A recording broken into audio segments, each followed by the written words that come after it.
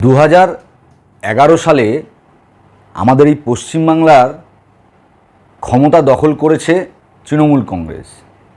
বাম সরকারের পতন ঘটিয়ে তৃণমূল কংগ্রেস ক্ষমতায় আসার পর এই পশ্চিমবাংলার মাটিতে এখনও পর্যন্ত টিল ডেট মানে আজকের তারিখ পর্যন্ত কোনো শিল্পকে এই তৃণমূল কংগ্রেস সরকার আমাদের এই পশ্চিমবাংলার বুকে প্রতিষ্ঠা করতে পারেনি। অথচ 2009 সালের লোকসভা নির্বাচনের পরে তৃণমূল কংগ্রেস যখন খুব ভালো ফলাফল করেছিল লোকসভা নির্বাচনে, সেই সময় তৃণমূল কংগ্রেসের সুপ্রিমো মাননীয়া মমতা বন্দ্যোপাধ্যায়, আমাদের রাজ্যের মুখ্যমন্ত্রী, উনি বলেছিলেন যে আমরা যদি ক্ষমতায় আসি, পশ্চিমবাংলার মানুষ যদি আমাদেরকে একটি বারের জন্য সুযোগ দেয়, তাহলে আমরা 6 মাসের মধ্যেই শিল্প করে দেখিয়ে দেব। কিন্তু এখনও পর্যন্ত 2011 থেকে 2024 এখনও তৃণমূল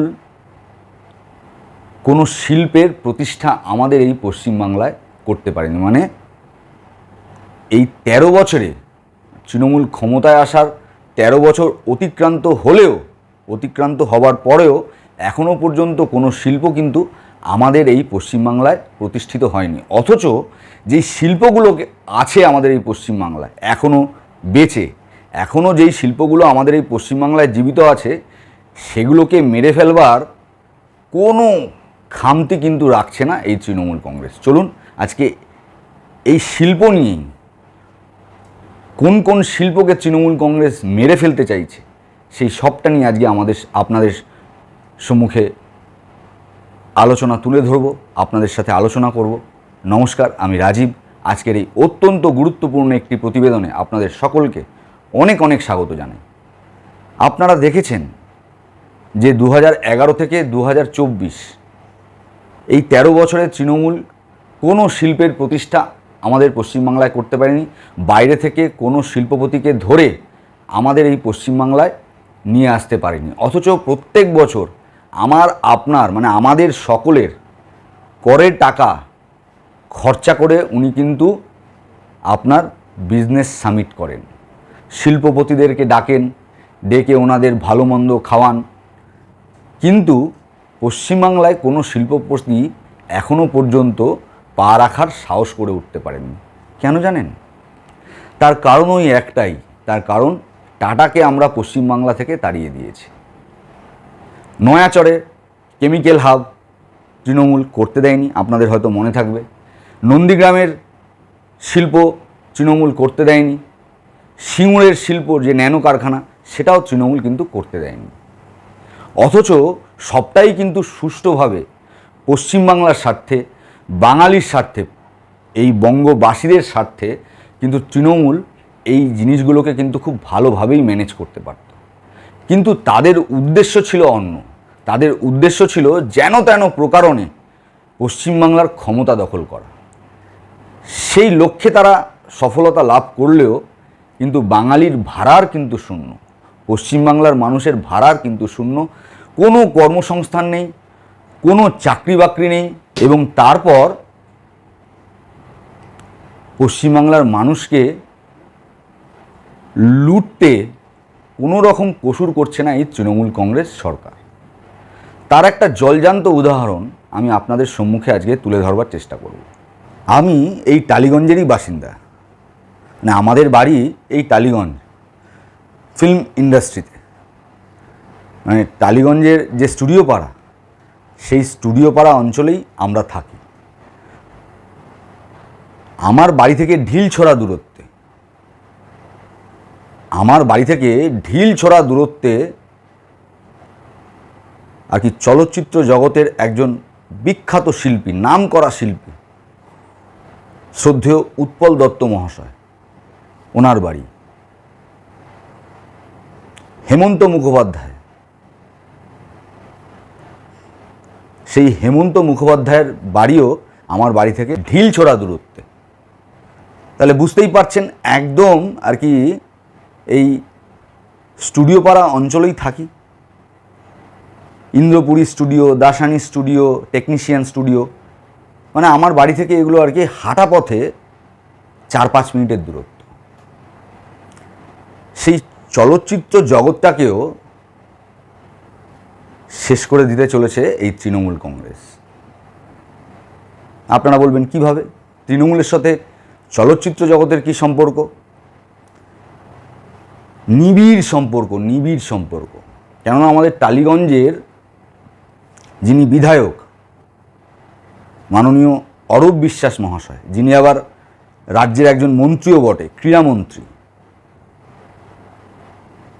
সেই ক্রীড়ামন্ত্রী আমাদের টালিগঞ্জের বিধায়ক এবং তার ভাই খুব নাম করা একজন ব্যক্তি অরূপ বিশ্বাসের ভাই স্বরূপ বিশ্বাস। এনারা দুই ভাই মিলে আর কি এই যে টলি ইন্ডাস্ট্রি, মানে আমাদের যে বাংলার চলচ্চিত্র জগৎ, এই জগৎটাকে পুরো শেষ করবার জন্য একদম উঠে পড়ে লেগেছে। আমাদের পাড়াতেই, মানে আমাদের এই অঞ্চলেই বহু মানুষ আছেন যারা আর কি এই ইন্ডাস্ট্রিতে কাজ করেন। কেউ বা অভিনয়ের কাজ করেন, কেউ বা টেকনিশিয়ানের কাজ করেন। অভিনয়ের কাজ যারা করেন তারা ক্যামেরার সামনে দাঁড়িয়ে করেন, আর যারা টেকনিশিয়ানের কাজ করেন তারা ক্যামেরার পিছনে দাঁড়িয়ে কাজ করেন। মানে তাদেরকে আমরা ক্যামেরা দেখতে পাই না, অথচ তাদের ভূমিকাটাই কিন্তু মুখ্য। তাদেরকে ছাড়া এই আপনারা যাই দেখেন না কেন, মানে সিরিয়াল বলুন, ছবি বলুন, মানে যে সিনেমাগুলো আমরা আর কি টিভির পর্দায় দেখি, সিনেমার পর্দায় দেখি যেই ছবিগুলো, সেইগুলো কিন্তু সফলতা লাভ করে কিন্তু সেই টেকনিশিয়ানদের পরিশ্রমে। টেকনিশিয়ানদের পরিশ্রম ছাড়া এই ছবিগুলোর কাজ সম্পূর্ণ হতো না।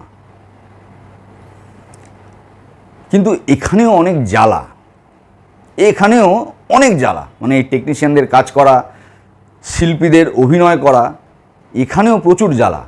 যারা আর কি এই তৃণমূলের আর কি খাস লোক হবেন না, মানে তৃণমূলের নেতাদের সাথে যাদের সখ্যতা থাকবে না, তাদের তেল দিয়ে চলবেন না, তারা কিন্তু এই ইন্ডাস্ট্রিতে কাজ করতে পারবেন না, এমন একটা সিস্টেম করে রেখেছে। অথচ আমরা দেখেছি, বামেদের প্রশংসা করছি না, কিন্তু যেটা সত্যি সেটা তো বলতেই হবে, বাম জামানাতে এই জিনিস ছিল না। কেননা এই টেকনিশিয়ান ভাইদের মুখেই শুনতে পাই, এরকম বহু টেকনিশিয়ান আছেন যারা এসে আমার সাথে ব্যক্তিগতভাবে যোগাযোগ করে বলে গেছেন যে রাজীবদা কী বলবো, নেতাদের পেছনে অয়েলিং না করলে কাজ জুটছে না। যোগ্যতা থাকা সত্ত্বেও টেকনিশিয়ানই বলুন, শিল্পীই বলুন, কেউ কাজ করতে পারছে না। কারণ তারা তোমরা প্রতিবাদ করো, বলছে প্রতিবাদ করে কোনো লাভ নেই, যাও বছরে একটা দুটো কাজ পাই সেটাও চলে যাবে, সেটাও আর পাবো না। বলে রাজীবদা তোমরা একটু দেখো না, যদি কিছু করতে পারো আমাদের জন্য। তো আমার মনে হলো এটা নিয়ে একটা প্রতিবাদ করা উচিত। আমি তাই আপনাদের সম্মুখে একটা প্রতিবাদ আমাদের তরফ থেকে তুলে ধরলাম মাত্র। কিন্তু এই জিনিস কবে বন্ধ হবে বলুন তো? এই অরূপ বিশ্বাস, এই স্বরূপ বিশ্বাসের এই যে দাদাগিরি চলচ্চিত্র জগতে একদম এক ছত্র রাজত্ব, মানে একচেটিয়া রাজত্ব বানিয়ে ফেলেছে এই টলি ইন্ডাস্ট্রিতে, সেটা কবে বন্ধ হবে বলুন তো? আপনারা কি ভাবছেন মমতা ব্যানার্জি কিছু জানে না?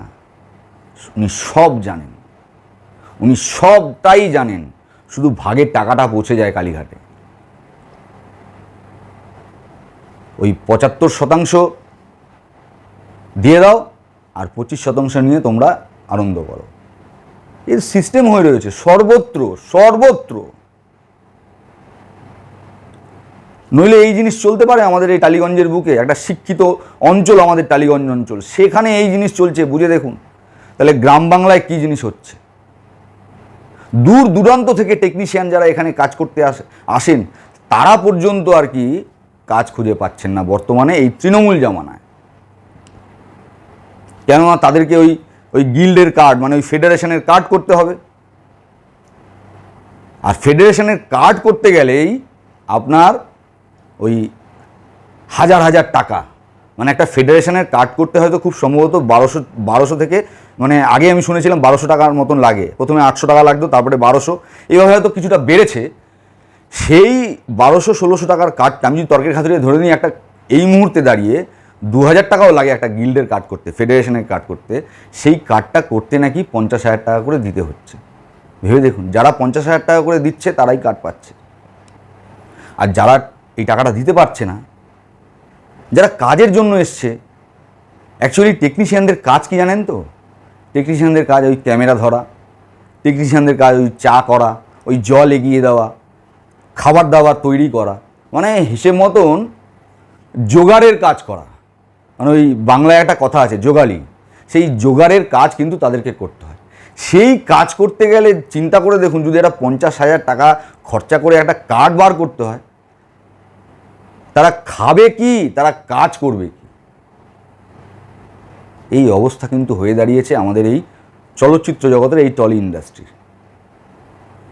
এর থেকে টেকনিশিয়ান বন্ধুরা, এর থেকে আমাদের চলচ্চিত্র জগতের যারা অভিনেতা অভিনেত্রী আছেন, তারা কিন্তু মুক্তি পেতে চাইছে।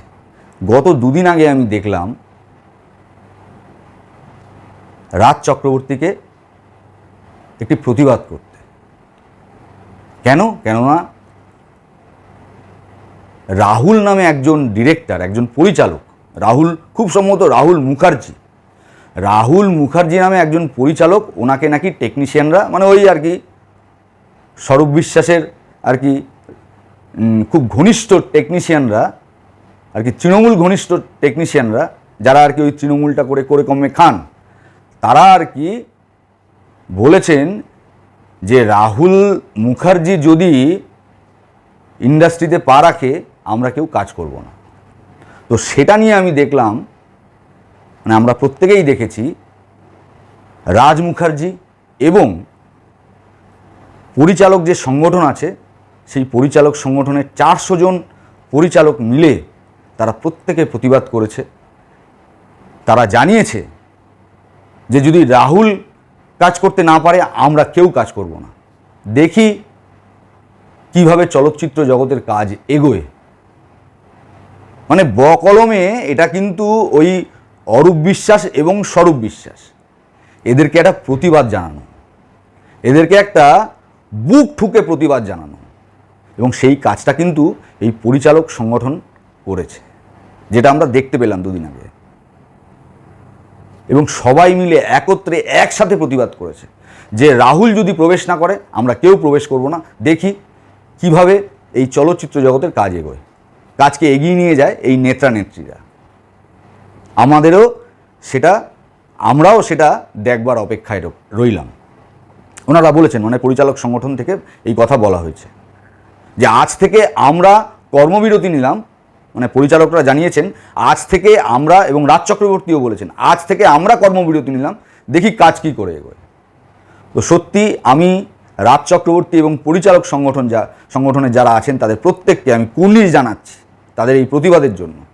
কেননা একটা সময় রাজ চক্রবর্তীকে দেখে সত্যি আর কি ওনার প্রতি শ্রদ্ধা, ওনার প্রতি একটা ভক্তি এসেছিল।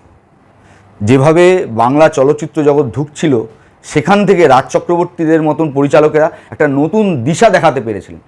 সেই কারণেই ওনাদের প্রতি একটা শ্রদ্ধা এবং ভক্তি মনের কোনায় জন্ম নিয়েছিল।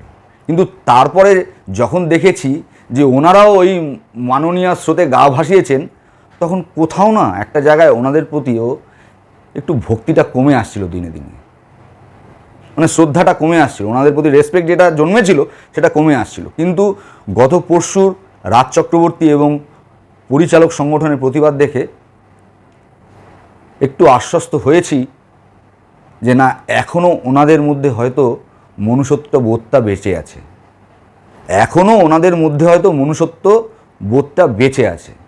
নইলে আমাদের রাজ্যের আর কি শাসক দল যেভাবে আর কি সর্বস্তরকে টাকা বিলিয়ে দিয়ে কিনে রেখেছে, তাতে করে আজকাল আমরা আর কোনো প্রতিবাদ, যারা আর কি ওনাদের দলের সাথে আর কি সুসম্পর্ক রেখে চলার চেষ্টা করেন, তাদের থেকে আশা করি না। কিন্তু রাজ চক্রবর্তী এবং পরিচালকদের থেকে যেই জিনিসটা আমরা পরশুদিন দেখেছি সেটা দেখে সত্যিই বলছি, এখনও বাঙালি সমাজের মধ্যে কিছুটা বিবেক হয়তো এখনও বেঁচে আছে। তো এর থেকে আমাদেরকে নিস্তার পেতে হবে খুব তাড়াতাড়ি, যত শীঘ্র সম্ভব এর থেকে আমরা নিস্তার চাই, এর থেকে আমরা পরিত্রাণ চাই। এবং পরিত্রাণ দিতে পারে মানে এই যে সিস্টেম চলছে সমাজের প্রত্যেকটা স্তরে, প্রত্যেকটা কাজের জায়গায়, সেই সিস্টেমের থেকে আমরা পরিত্রাণ চাইছি, আমরা মুক্তি চাইছি। আর এই মুক্তি, এই পরিত্রাণ দিতে পারে এক এবং একমাত্র পশ্চিমবাংলার মানুষ। তো পশ্চিমবাংলার মানুষের দিকে সেই চাতক পাখির মতোই চেয়ে রইলাম। ওনারা যেই দিন বুঝতে পারবেন, জানি না সেই দিনটা অনেক দেরি হয়ে যাবে কি না, কিন্তু তাও আশায় বুক বেঁধে রইলাম যে পশ্চিমবাংলার মানুষ যেইভাবে জগদ্দল পাথর সিপিএমকে একদম পশ্চিমবাংলার মাটি থেকে শেকড় থেকে তুলে ওই বঙ্গোপসাগরের জলে বিসর্জন দিয়েছিলেন, আজও বিশ্বাস রাখি যে এই স্বৈরাচারী দল তৃণমূল কংগ্রেসকে একদম পশ্চিমবাংলার মাটিতে যেভাবে আর কি শেকড় গেড়ে বসেছে, সেখান থেকে একদম টেনে তুলে ওই বঙ্গোপসাগরের জলে বিসর্জন দেবে যেখানে বামপন্থীদেরকে সিপিএমকে বিসর্জন দিয়েছিল। এই আশা নিয়ে আমার মতন করে ব্যাখ্যা করে আপনাদের সম্মুখে আজকের মতো এখানেই বিদায় নিচ্ছি। আমার ব্যাখ্যা আপনাদের কেমন লাগলো অবশ্যই কমেন্ট বক্সে কমেন্ট করে জানাবেন এবং আমার এই চ্যানেলটিকে সাবস্ক্রাইব করে আমার পাশে থাকবেন এই আশা নিয়ে আজকের মতো বিদায় নিচ্ছি। আপনারা সবাই ভালো থাকবেন, সুস্থ থাকবেন। জয় হিন্দ, বন্দে মাতরম, ভারত মায়ের জয় হোক।